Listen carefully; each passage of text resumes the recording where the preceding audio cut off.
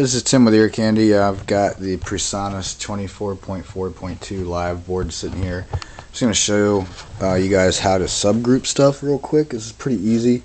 Sometimes it can confuse or frustrate people because of the pairing option or link option. It's actually called linking on this, stereo linking. So you got your kick, snare bottom, tom 1, tom 2, hi-hat, overhead left and overhead right. So you want all of those in subgroup 1. So what you just do is you select that channel, you hit subgroup 1, and you can take it out of the mains if you want. So now that channel is assigned to subgroup 1. So you just move over to your snare, hit subgroup 1, it's assigned. You can take it out of the mains, you can leave it in the mains. I'll get to that in a minute. Move over to channel 3, sub 1. Channel 4, sub 1. Channel 5, sub 1. Channel 6, hi-hat, sub 1. Channel 7, sub 1. Channel 8 is your overhead, sub 1. Channel 9 is your overhead, or actually that channel 9 is your click at our church, so we're not going to put that in sub 1. But now if you watch when I go back through these channels, sub 1 will stay lit up. Channel 9 is our click track for the band. So what I've done is I'm taking that out of the sub and out of the mains, because see, they had it before, they just had a sticker so you couldn't accidentally turn it up. Now I can clean the board off and get this sticker off the board, and it wouldn't matter if we had the click turned all the way up because I don't have it assigned to the mains or any of the subgroups. But now when I hit channel 1, see subgroup 1 pops up. Channel 2, subgroup 1. Channel 3, subgroup 1. Channel 4, subgroup 1. Channel 5, subgroup 1. Channel 6, subgroup 1. And so on, 7 and 8 for the overheads. And if you notice, the overheads left and right are panned to the left and right. And to change that, you would just literally just turn the pan knob.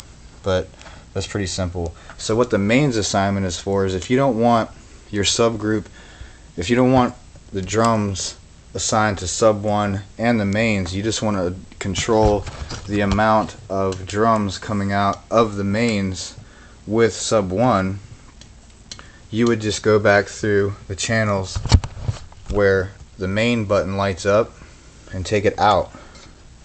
Just take it out. Just like that. Overhead left and right, take them out. So now you've just got the first 8 channels of the drum kit all assigned to subgroup 1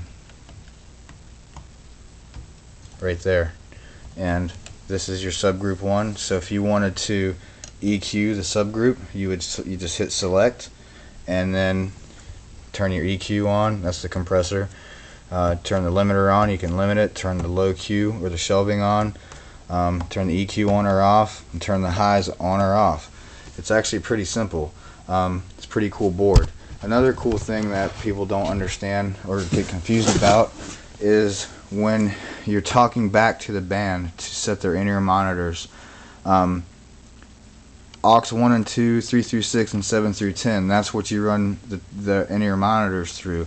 So if you just want to tell like the band leader something, you would just click his auxiliary send and hit your talk button, and you can just talk to him. That way people on 3 through 6 and 7 through 10 can't hear what you're telling him.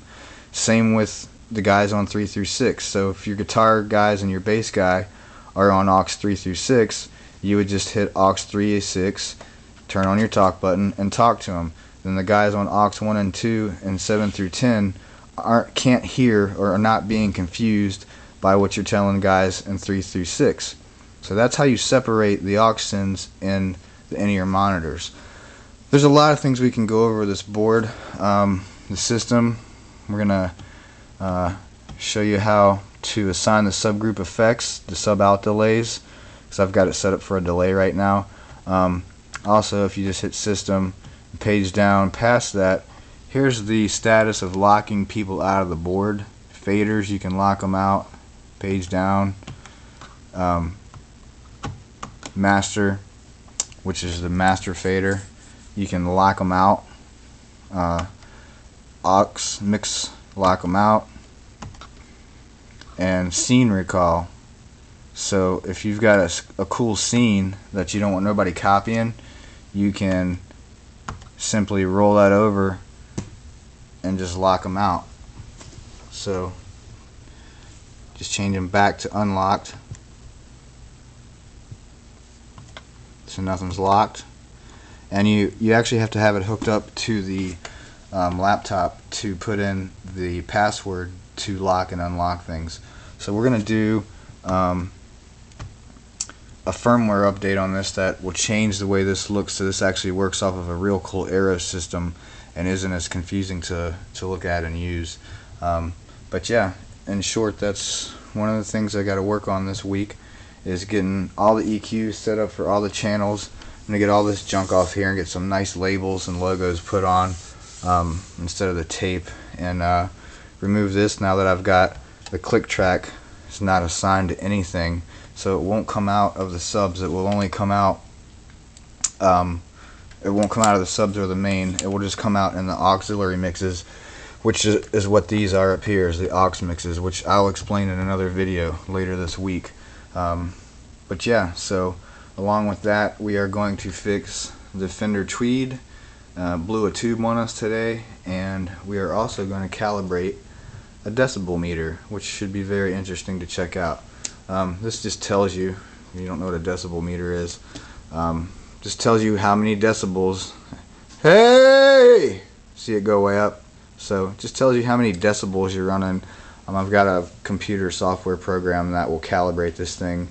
It bounces all over the place during the worship service, and it's driving me crazy. So we're going to calibrate that and fix the tube amp, get the PreSonus all tuned up for Easter Sunday with some new firmware and some new EQing, and we will do some follow-up videos on all this. Thanks for watching.